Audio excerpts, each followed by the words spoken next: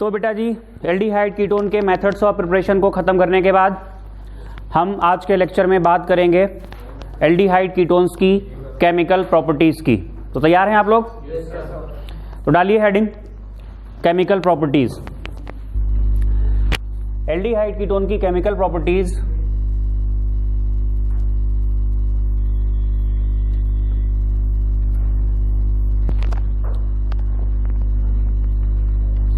एक मिनट भैया, जरा ये रिकॉर्डिंग में सेटिंग कर दें, कुछ दिख ही नहीं रहा उसमें।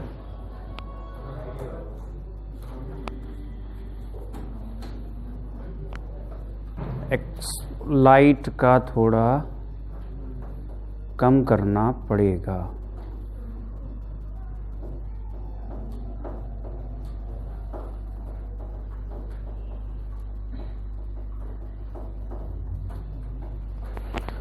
तो केमिकल प्रॉपर्टीज देखिएगा।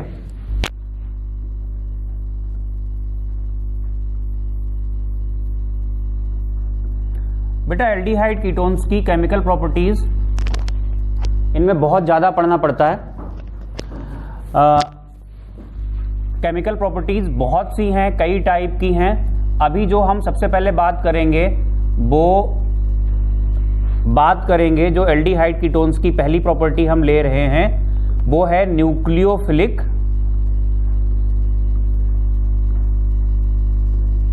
एडिशन। क्या है बेटा? Nucleophilic addition. तो न्यूक्लियोफिलिक एडिशन के बारे में बात करेंगे हम लोग, ठीक है? देख लीजिए न्यूक्लियोफिलिक एडिशन में क्या होता है, ध्यान दीजिएगा।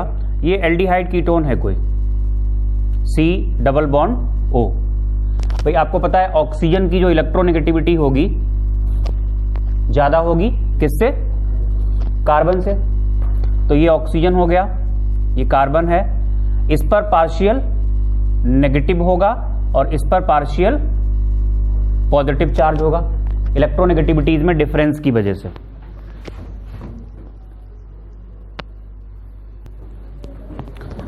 तो देखिएगा इलेक्ट्रोनेगेटिविटीज में डिफरेंस की वजह से ऑक्सीजन पे पार्शियल नेगेटिव होगा और कार्बन पर पार्शियल पॉजिटिव चार्ज होगा। अब ये जो पार्शियल पॉजिटिव चार्ज है, इस चार्ज की वजह से जो इलेक्ट्रॉन रिच स्पीसीज होगी जिसे हम क्या कहते हैं? न्यूक्लियोफाइल। ये न्यूक्लियोफाइल क्या करेगा? जो पॉजिटिव चार्ज है कार्बन पे, इस पे ये अटैक करेगा, है ना? जब इस पे अटैक करेगा तो ये वाले इलेक्ट्रॉन इस ऑक्सीजन को दे दिए जाएंगे। जब न्यूक्लियोफाइल अटैक करता है तो ये वाला जो स्टेप होता है यहाँ का, ये स्लो स्टेप होता है, और जो स्लो स्टेप होता है वही रेट डिटरमाइनिंग स्टेप होता है। अच्छा, जब ये न्यूक्लियोफाइल यहाँ जुड़ जाएगा तो बनेगा क्या? ये C हो गया, ये और ये तो आ गया यहाँ पर न्यूक्लियोफाइल, और O पर क्या आएगा? चार्ज। O पर चार्ज आ जाएगा नेगेटिव। इसके बाद क्या होगा? जो O पर नेगेटिव चार्ज आ गया, कोई ना कोई सॉल्वेंट तो लिया ही जाएगा। वो सॉल्वेंट क्या प्रोवाइड कराएगा? प्रोटॉन प्रोवाइड कराएगा, और इस तरीके से यहां पर ये OH, और जो ये वाला स्टेप होता है ये फास्ट होता है, ये रेट को डिटरमाइन नहीं करता है। तो इस तरीके से ये न्यूक्लियोफिलिक रिएक्शन कंप्लीट होती है। मेन चीज ये है कि हमें यहां पर पढ़ना क्या है। अभी जो हम यहां पर जनरल डिस्कस करेंगे, हमने कहा ना कि जो पहली प्रॉपर्टी है वो क्या है इनकी? Nucleophilic addition.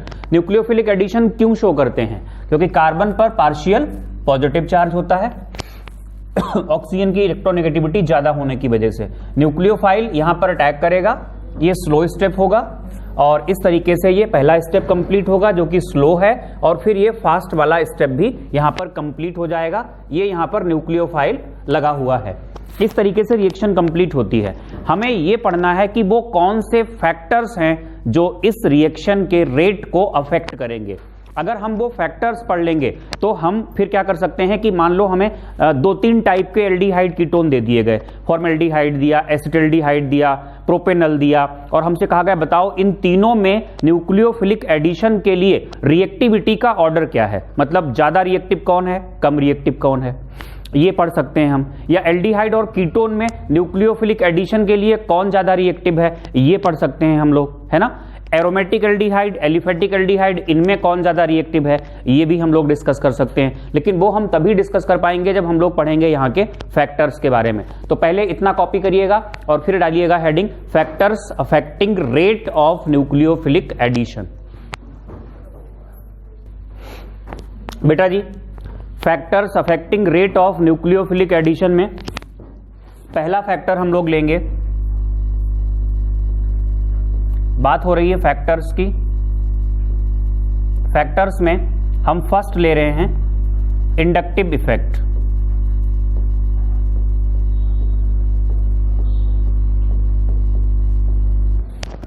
इंडक्टिव इफेक्ट, देखो हमारे पास जो भी एल्डिहाइड या कीटोन होगा, C डबल बॉन्ड O, है ना, यहां पे जो ग्रुप अटैच होगा वो कैसा ग्रुप होगा भाई? अगर कीटोन है तो दोनों तरफ एल्काइल ग्रुप होगा, और एल्काइल ग्रुप कैसा होता है? प्लस आई।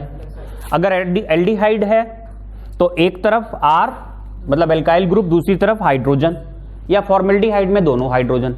लेकिन एक बात तो समझ में आ गई होगी कि हर हाल में जो ग्रुप होगा वो क्या होगा? प्लस आई होगा।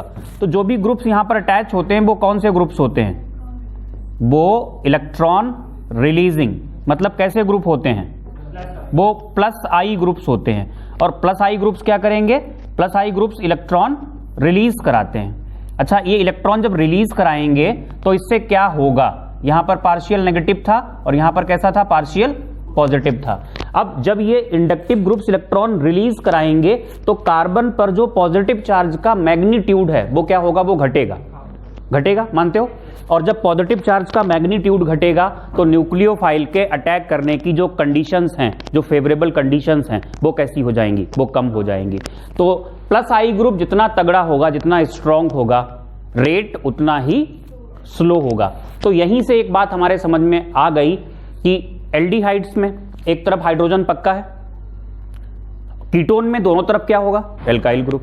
तो कीटोन्स कैसे होंगे? इस फैक्टर के अकॉर्डिंग कीटोन्स होंगे कम रिएक्टिव देन एल्डिहाइड्स। ये बात समझ में आ रही है? तो ये पहला फैक्टर है, बनाएं इंडक्टिव इफेक्ट, जल्दी बनाइए।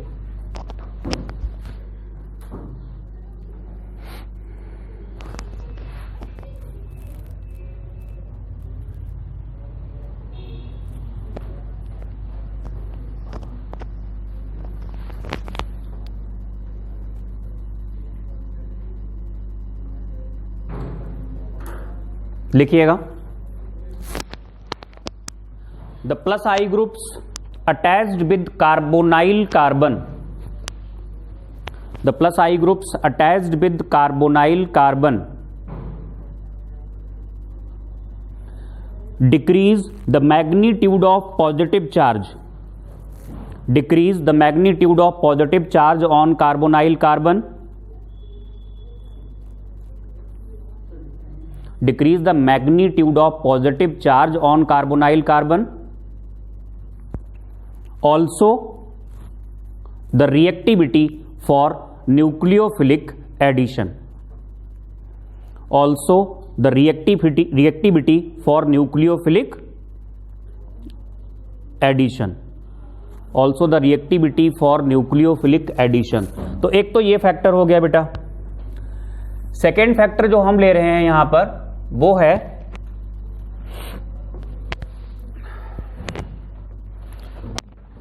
सेकेंड फैक्टर बेटा जी हम लोग ले रहे हैं यहां पर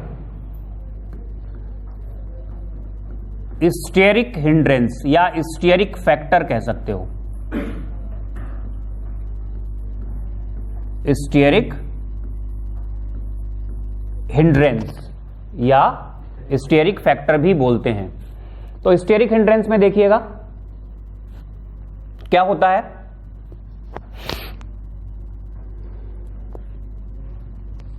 ये कार्बोनाइल कार्बन था, राइट? यहां पर पार्शियल नेगेटिव और ये था पार्शियल पॉजिटिव। ये जो ग्रुप्स यहां पर अटैच थे डेफिनेटली क्या कर रहे होंगे? कुछ ना कुछ स्पेस ऑक्युपाई कर रहे होंगे। जब ये स्पेस ऑक्युपाई कर रहे हैं और जब न्यूक्लियोफाइल अटैक करेगा तो ये जो ग्रुप्स यहां पर अटैच हैं, ये ग्रुप क्या करेंगे, स्टेरिकली उसको रिपेल करेंगे। भाई स्टेरिक हिंड्रेंस अगर आपका थोड़ा बहुत पढ़ा हुआ हो तो आपको पता होगा, ये जो ग्रुप्स यहां पर लगे हुए हैं, ये जो ग्रुप होगा यहां पर जो भी होगा, ये जो भी ग्रुप होगा, ये क्या करेगा, जब न्यूक्लियोफाइल अटैक करने आएगा तो उसको स्टेरिकली रिपेल करेंगे। और इस रिपल्शन से क्या होगा, जो रिएक्टिविटी टुवर्ड्स न्यूक्लियोफिलिक एडिशन है वो कम होगी। मानते हैं ये ग्रुप जितने बड़े होंगे ये वाले, स्टेरिक रिपल्शन उतना ही ज्यादा होगा और रिएक्टिविटी फॉर न्यूक्लियोफिलिक एडिशन उतनी ही कम होगी। कीटोन्स में तो दोनों ग्रुप बड़े बड़े होते हैं, एल्काइल और एल्डिहाइड में ये ग्रुप कैसा होता है, एक तो हाइड्रोजन होगा, बहुत छोटा ग्रुप हो गया, और एक तरफ क्या होगा, एल्काइल होगा, तो उससे एल्डिहाइड्स की रिएक्टिविटी ज्यादा होती है एज कंपेयर टू कीटोन्स। तो जो दो फैक्टर्स हम लोगों ने अभी तक पढ़े हैं, उन दोनों ही फैक्टर्स के according aldehydes are more reactive. जल्दी से बनाइए, फटाफट बनाइए।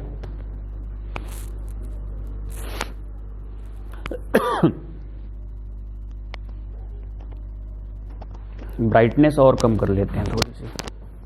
बना लिया?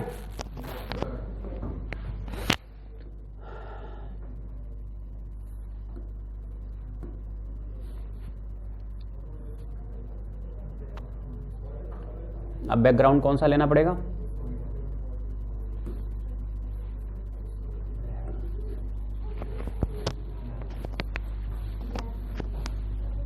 नहीं, ब्लैक तो नहीं ले रहा।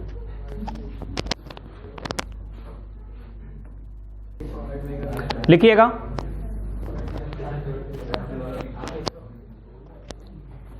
The alkyl groups attached with carbonyl carbon, the alkyl groups attached with carbonyl carbon repel sterically, the alkyl groups attached with carbonyl carbon repel sterically, repel nucleophile sterically, repel nucleophile sterically and decrease the reactivity for nucleophilic addition, decrease the reactivity for nucleophilic addition, decrease the reactivity for nucleophilic addition। लिखा बेटा? Full stop के बाद लिखिएगा, larger and bulky groups, larger and bulky groups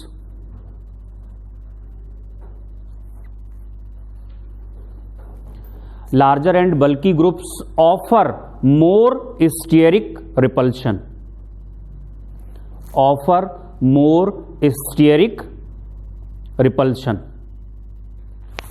तो ये second factor हो गया। तीसरा हम बात करेंगे एरोमेटिक के बारे में। बेटा अगर हम एरोमेटिक के बारे में बात करें, देखिएगा एरोमेटिक में क्या होता है, चाहे एल्डिहाइड हो या कीटोन हो, हम जनरल लेकर के चल रहे हैं। ये हमने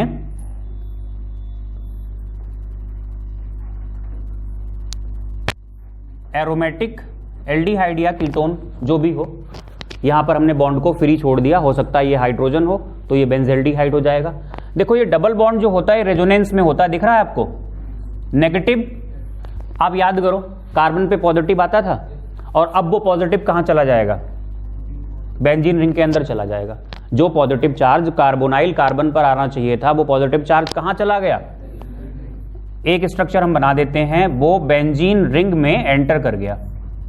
ये पॉजिटिव आ गया यहां, ये डबल बॉन्ड सी ओ पे नेगेटिव और ये बॉन्ड बना हुआ है, ये पॉजिटिव है। इस तरीके से ये अगर पहला स्ट्रक्चर है तो ये दूसरा, ऐसे आपको पता है एक थर्ड आएगा जिसमें ये पॉजिटिव चार्ज कहां आएगा, पैरा पोजीशन पे, और एक फोर्थ आएगा जिसमें ये पॉजिटिव चार्ज फिर से कहां आएगा, ऑर्थो पोजीशन पे।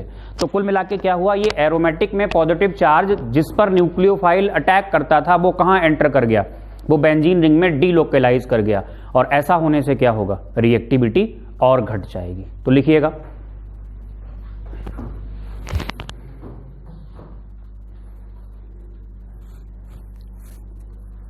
जल्दी बनाएं। हाँ, तीसरा फैक्टर है, उसमें डायरेक्टली ये बनाइए और जो लिखाना होगा वो हम लिखा देंगे, कोई हेडिंग नहीं है।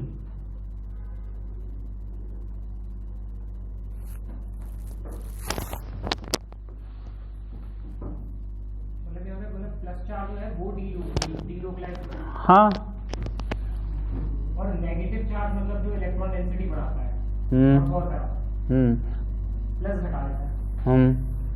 और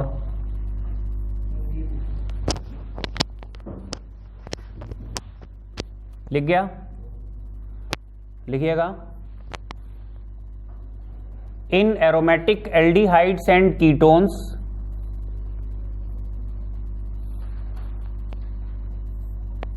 positive charge is delocalized in benzene ring. Positive charge is delocalized in benzene ring. Hence, reactivity for nucleophilic addition decreases. Reactivity for nucleophilic addition decreases.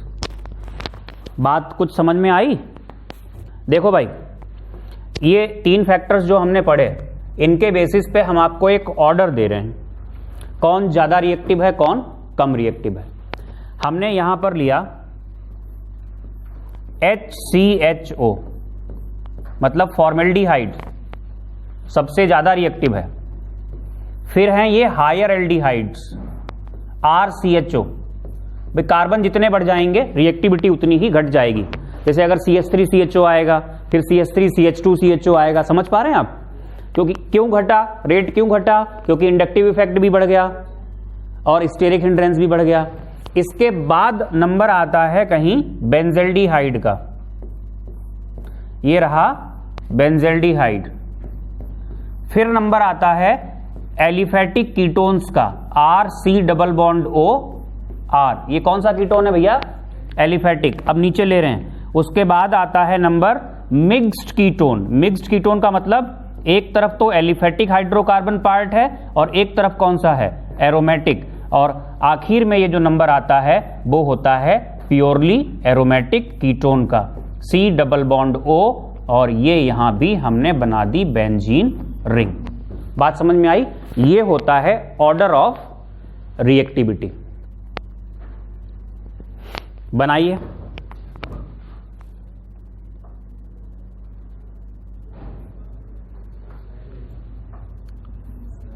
क्या करना है? साइड में। क्यों साइड में? क्यों? अच्छा, ये बात है, तो हट जाते हैं साइड में।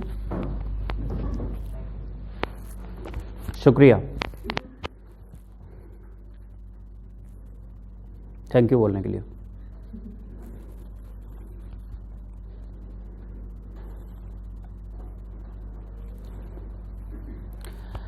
कुछ बात भेजे में घुसी। कुल मिला के आप ये समझ लो, अगर इलेक्ट्रॉन विड्रॉइंग ग्रुप होंगे तो रिएक्टिविटी को बोलो घटाएंगे या बढ़ाएंगे? बढ़ाएंगे। और इलेक्ट्रॉन रिलीजिंग, क्योंकि अभी बेंजीन रिंग में भी तो ग्रुप घुस सकते हैं, ऑर्थो पोजीशन पे, पैरा पोजीशन पे, समझ रहे हैं? अगर इलेक्ट्रॉन रिलीजिंग आ गए तो घटा देंगे रिएक्टिविटी, और विड्रॉइंग आ गए तो, जैसे अभी बोल रहे हो ना, वैसे एग्जाम तक भी याद रखना। तुम्हारा तो सब उल्टा हो जाता है आयुष, IUPAC नेमिंग ही गलत हो जाती है। चलो क्वेश्चन देते हैं यहां से। क्वेश्चन कुछ इस प्रकार है, लिखें। Arrange in decreasing order, arrange in decreasing order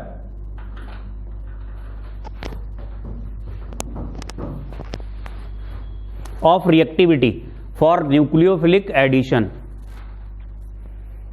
arrange in decreasing order of reactivity for nucleophilic addition. ये सही है। देखो, ये फ्रंट कैमरे से रिकॉर्ड करने का ये फायदा होता है। हम आपको कुछ कंपाउंड्स दे रहे हैं, आपको रिएक्टिविटी के अकॉर्डिंग अरेंज करना है। पहला हमने लिया CH3 CHO, दूसरा लिया हमने हमने यहां पर CH3 CH2CHO कर दिया, और हमने तीसरा लिया, तीसरा है CH3 CH3 CHO, और चौथा हम ले रहे हैं CH3 CH, ये ले लिया हमने NO2। कोई दिक्कत तो नहीं है आप लोगों को? आपके घर से थोड़ी ना ग्रुप्स जा रहे हैं। CH3 CH Cl CHO, एक तो ये क्वेश्चन हुआ, ठीक है। मतलब ये क्वेश्चन नंबर क्या डालें इसको? ए डाल देते हैं। अच्छा, क्वेश्चन नंबर बी। कल वाला पेपर बहुत मेहनत से बनाया है मैंने। मतलब इसमें आप ये समझ लो, मैंने देखो पूरा नए पैटर्न पे पैसेज दिया है। पैसेज के बाद देखोगे, कल देखोगे आराम से, असर्शन रीजन क्वेश्चन भी दिए हैं, सिंपल मल्टीपल चॉइस भी दिए हैं। भैया क्यों नहीं, जब बोर्ड एग्जाम में आ रही है हम क्यों, बहुत मेहनत से बनाया है पेपर। MCQs भी हैं, 35 नंबर का है। अब मतलब मैं इस वीक से बहुत स्ट्रिक्ट हूं इस मामले में। हाँ, IUPAC भी हो सकता है हो। आपके घर पे फोन जाएंगे अगर आप टेस्ट देने नहीं आए या आपके मार्क्स खराब आए। मुझे सारे चैप्टर्स के टेस्ट लेने हैं आपके एग्जाम से पहले सारे चैप्टर्स के टेस्ट नहीं, इनफैक्ट मुझे उसके पहले प्रीवोट्स भी लेने हैं ना। मार्च में तो वही स्टार्ट कर देंगे हम। प्रैक्टिकल्स बस वीडियोस बनाने वाले ही हैं। पहले वो थ्योरी वाले वीडियो आप लोगों को दे दें प्रैक्टिकल्स के, फिर हम डेमो दे देंगे आपको, मतलब दिखा देंगे। अच्छा, दूसरा देखिएगा, हमने ये लिया बेंजल्डिहाइड को, दिख पा रहा है पहला। दूसरा है बेंजल्डिहाइड और हमने पैरा पोजीशन पे लगा दिया ग्रुप CH3। तीसरे में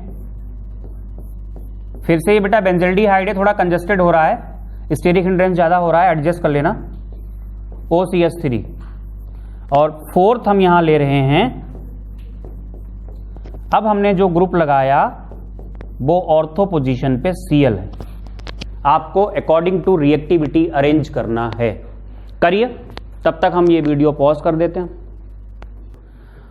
तो इंतजार की घड़ी समाप्त हुई। बात करते हैं हम इनके आंसर्स की। ये इलेक्ट्रॉन विड्रॉइंग ग्रुप, ये इलेक्ट्रॉन विड्रॉइंग ग्रुप, ये रिलीजिंग। तो इनमें अगर हम देखें 4, 5 फर्स्ट, तो 5 वाला सबसे ज्यादा रिएक्टिव हुआ, सॉरी 4 वाला। 4 के बाद 5 आएगा, फिर आएगा 1, फिर आएगा 2 और फिर आएगा 3। कोई दिक्कत किसी को नहीं? बहुत अच्छा। यहां पे अगर हम बात करें तो इसका आंसर होगा सबसे ज्यादा, बोलो 4 के बाद 4 के बाद आएगा नहीं, प्लस M ग्रुप है भैया 3 में। फिर आएगा 1, 4 1, फिर आएगा 2 और 2 के बाद क्या आएगा 3। भाई वो पता है ये ग्रुप कौन सा है? OR है, वो एक प्लस M ग्रुप है। और कौन सी पोजीशन पे है? पैरा पोजीशन पे है। तो पैरा पोजीशन पे ये अपना मीजोमेरिक भी शो करेगा। और जब ये मीजोमेरिक और माइनस आई है, मानते हैं, बात आपकी मानते हैं, बट माइनस आई और प्लस M दोनों में अगर देखा जाए तो इसका क्या डोमिनेंट होगा? Plus M। हाँ, अगर ये मेटा पोजीशन पे होता तो ये मीजोमेरिक नहीं शो करता, तो क्या शो करता? केवल माइनस आई। तो फिर जो इसकी रिएक्टिविटी होती वो सेकंड वाले से ज्यादा होती। ठीक है, तो ये हो गया। क्लियर है बेटा?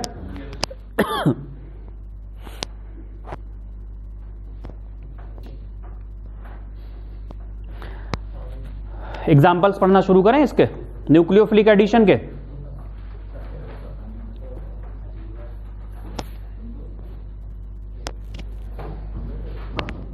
आगे बढ़ते हैं।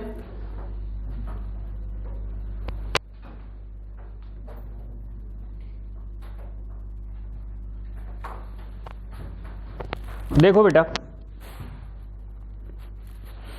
यहां से क्वेश्चंस करने के बाद थोड़ा सा आपको और बताते हैं। अभी हमारे पास कितना टाइम है? 15 मिनट है ना? 6-5 तक छोड़ेंगे। भाई मैंने कल उनको खुद आते देखा था, वो मेरे आगे आगे आ रहे थे और 6:15 पे पहुंचे हैं कल। अरे 6:10 पे, 6:10, अरे यार 6:10 पे तो पहुंचे हैं वो कल।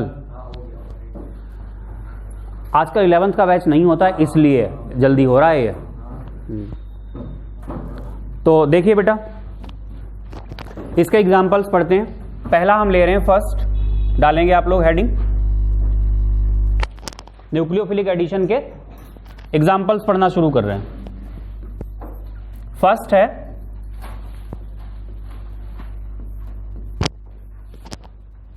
एडिशन ऑफ, तो कैमरे में आ नहीं रहा है, एडिशन ऑफ HCN, बड़ी इंपॉर्टेंट रिएक्शन है। HCN में न्यूक्लियोफाइल कौन होगा? CN negative. लेकिन ये HCN जो होता है ये वीक एसिड होता है, ये जल्दी टूटता ही नहीं है H+CN नेगेटिव में, और जब CN नेगेटिव में टूटेगा नहीं तो CN नेगेटिव फिर मिलेगा कैसे? खैर बात की बात है, ये हमने एल्डिहाइड कीटोन लिया, कोई भी एल्डिहाइड या कीटोन है, और हमने इसको HCN से रिएक्ट कराया। तो उम्मीद हम यही करते हैं कि यहां पर CN नेगेटिव क्या है? न्यूक्लियोफाइल। तो CN नेगेटिव कार्बन के साथ जुड़ेगा, मतलब कुछ ऐसे तोड़ के देख लेते हैं, ये टूटेगा, ये कहां अटैक करेगा? कार्बन पे, और ये इलेक्ट्रॉन चले जाएंगे ऑक्सीजन पे, है ना? तो क्या मिला आपको? एक तरफ क्या जुड़ गया? CN, C कहां गया? ये जुड़ गया बेटा CN, और ये O पे नेगेटिव आया, O के साथ कौन जुड़ गया? H। तो ये जो कंपाउंड बना है that is called cyanohydrin. क्या कहते हैं कंपाउंड को? Cyanohydrin. तो साइनो हाइड्रिन बनता है। लेकिन इस रिएक्शन के साथ जो लोचे हैं उनके बारे में हमें डिस्कशन करना है। पहले आप ये कॉपी करें, फिर बताते हैं कि क्या दिक्कतें हैं। जल्दी करिए कॉपी।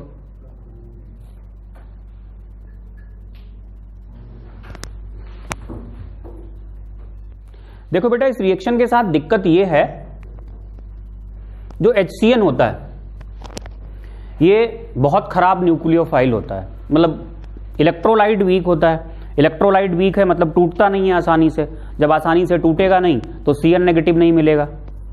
CN नेगेटिव मिलता नहीं, इसलिए क्या कहते हैं कि न्यूक्लियोफाइल कैसा होता है? वीक होता है। इसलिए जो रेट ऑफ रिएक्शन होता है वो काफी कम होता है। तो अगर हमें रेट ऑफ रिएक्शन को बढ़ाना है तो क्या करना पड़ता है? दो तरीके उसके लिए बताए गए हैं जहां से आप रेट ऑफ रिएक्शन को बढ़ा सकते हैं। लिखें रेट ऑफ, अच्छा यहां जो प्रॉब्लम है वो किसके साथ है? एल्डिहाइड कीटोन के साथ नहीं प्रॉब्लम बताई हमने, किसके साथ प्रॉब्लम है? रिएजेंट के साथ प्रॉब्लम है ना? लिखिएगा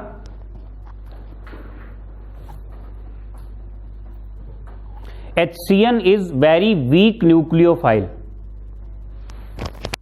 HCN is very weak nucleophile. HCN is very weak nucleophile. क्यों? ब्रैकेट में लिख दो weak electrolyte, bracket close. Hence rate of reaction is very less. Rate of reaction is very less. Full stop के बाद नई लाइन से लिखें, to increase the rate of reaction, to increase the rate of reaction, to increase the rate of reaction, dash लगाइए, और पहला point जो दो बातें की गई हैं वो क्या, दो काम क्या किए जाते हैं? पहला काम, slightly basic medium should be taken. Slightly basic medium should be taken. Basic medium से क्या होगा? ध्यान देना, ये जो HCN है, HCN बेसिक मीडियम का मतलब आपने क्या ले लिया? OH minus. अब OH माइनस क्या करेगा? यहां से H पॉजिटिव खींच लेगा, जब H पॉजिटिव खींच लेगा तो क्या बनेगा, H2O, और ये क्या करेगा, Cn माइनस को जनरेट कर देगा। Cn माइनस जनरेट हो गया, लेकिन ये तो थोड़े से ही लिए ना हमने OH माइनस, तो बस थोड़ा सा ही चाहिए था हमें। क्यों चाहिए था, क्योंकि Cn नेगेटिव जैसे ही जनरेट हो गए, अब क्या होगा, वो C डबल बॉन्ड O, क्या हुआ, ये Cn नेगेटिव, इसने इस पे अटैक किया, ये ऐसे अटैक होने के बाद क्या बना, ये हो गया Cn, और यहां पर क्या आ गया, O माइनस। अब O माइनस आ गया, अब ये ऑटोमेटिकली क्या करेगा भाई, ये खुद ही बेस है, ये किस पे अटैक करेगा, ये अटैक करेगा HCN पे, और HCN, और HCN से क्या ले लेगा, क्या ले लेगा, H ले लेगा, Cn H ले लिया, H ले लिया तो माइनस क्या हुआ, Cn नेगेटिव। अब Cn नेगेटिव क्या होंगे, ऑटोमेटिकली यहां से जनरेट होते रहेंगे। तो बस आपको क्या करना होता है, आपको स्लाइटली बेसिक मीडियम की जरूरत पड़ती है। तो Cn नेगेटिव जो है वो ऑटोमेटिकली क्या हो गए, यहां पर ये माइनस है, ब्रैकेट के बाहर माइनस लगाना, ठीक है, ये माइनस हो गए। बात समझ में आ गई। स्लाइटली बेसिक मीडियम लेने से क्या हुआ, OH नेगेटिव ने रिएजेंट HCN पे अटैक किया, Cn नेगेटिव को प्रोड्यूस कर दिया, वो Cn नेगेटिव जाकर के किस पे अटैक कर रहा है, एल्डिहाइड कीटोन पे, और ये ऑटोमेटिकली ये बेस जनरेट हो गया। जब बेस जनरेट हो गया तो बेस यहां पर मौजूद है, तो HCN के टूटने का एक पोटेंशियल डेवलप हो गया यहां पे, तो HCN टूटेगा प्रोटॉन देके, और Cn माइनस आपको अब मिलते रहेंगे। तो थोड़ा सा बेसिक मीडियम चाहिए होता है।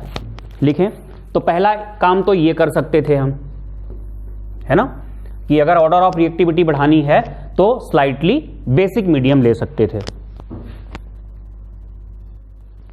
तो एक तो ये काम हो सकता है। दूसरा हम क्या कर सकते हैं, ध्यान देना, दूसरा हम लिखिएगा सेकंड,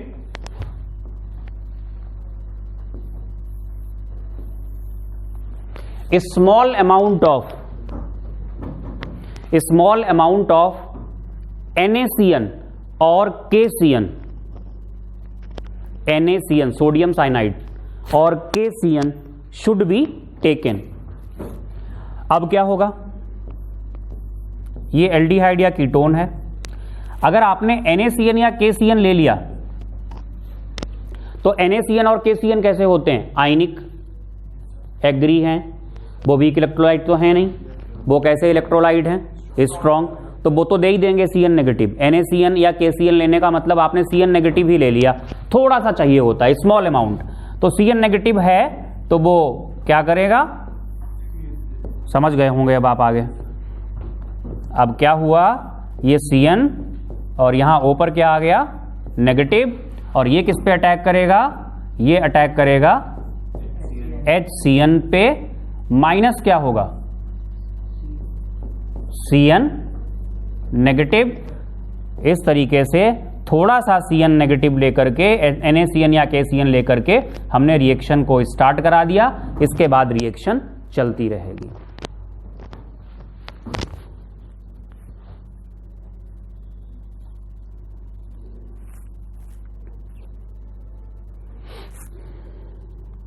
ये जो साइनोहाइड्रिन्स हैं ये बड़े काम के कंपाउंड्स होते हैं, कन्वर्जन में इनका बड़ा यूज होता है।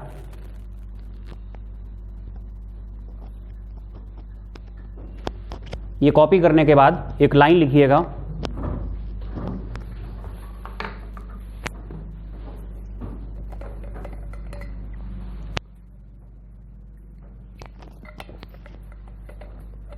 साइनोहाइड्रिन्स are very useful compounds. Cyanohydrins are very useful compounds. देखो भाई कैसे यूजफुल कैसे हैं,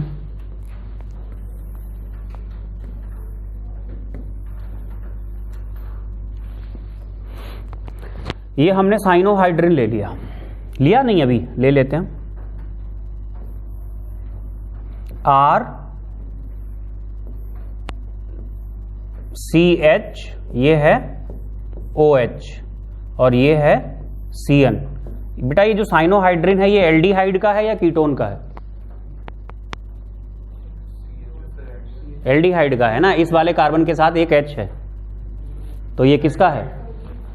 ये साइनोहाइड्रिन एल्डिहाइड का है। ठीक है, देखो यूजफुल इसलिए हैं,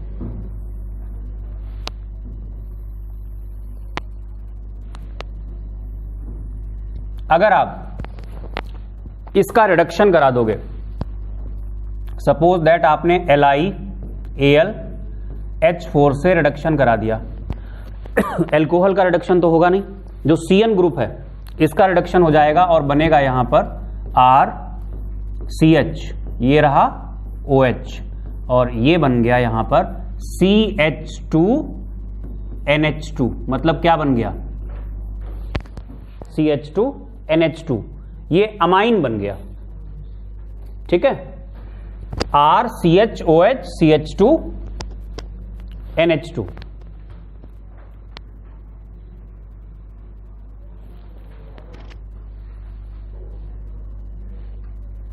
इसके बाद देखिएगा, अगर हम इसका हाइड्रोलिसिस कर दें H3O पॉजिटिव, ध्यान देना जब भी CN ग्रुप का हाइड्रोलिसिस होता है तो वो कन्वर्ट होता है COOH में। किस में कन्वर्ट होता है बेटा? हाँ जी, तो क्या बना ये R, ये OH है और ये क्या बन गया? COOH।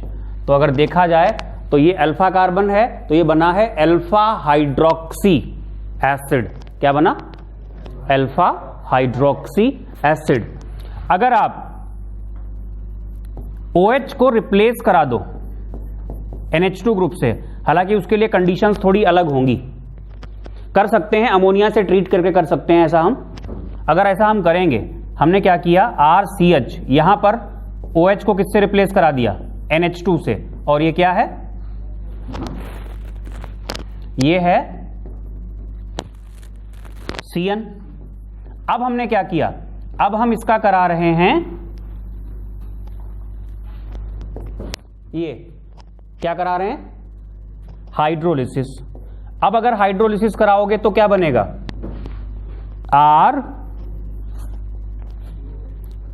RCH यहां पे NH2 और ये क्या आएगा?